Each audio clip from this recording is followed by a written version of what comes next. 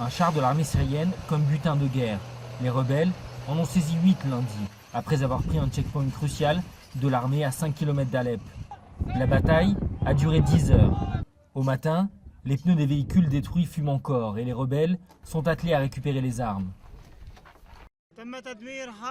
Nous avons détruit le checkpoint de ce tyran cette nuit. Et grâce à Dieu, nous les avons anéantis. Ils ont fui jusqu'à Alep. Pour les rebelles, la prise du checkpoint est une grande victoire, car c'est un verrou qui est tombé. Ils ont désormais le contrôle d'une grande partie du nord-ouest du pays, une réelle base arrière. Et surtout, les routes vers la Turquie sont libres pour s'approvisionner en armes et en vivres. La région autour d'Alep est entièrement libérée. C'est désormais un refuge pour les habitants. Ça améliore aussi la position des rebelles qui vont pouvoir se diriger vers Alep et la libérer.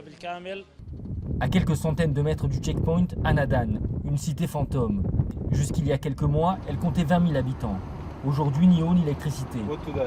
C'est une ville vide. Les habitants ont fui après de violents bombardements en juin. Seuls les rebelles sont présents. Des rebelles très optimistes.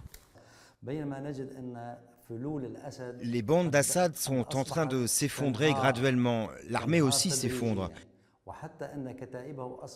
La volonté des combattants est forte. Et si Dieu le veut, avant la fête de la fin du Ramadan, on sera libre.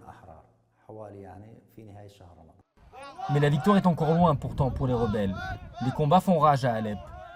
Et s'ils ne sont plus présents sur le checkpoint, les soldats de l'armée syrienne poursuivent leur bombardement, sans relâche.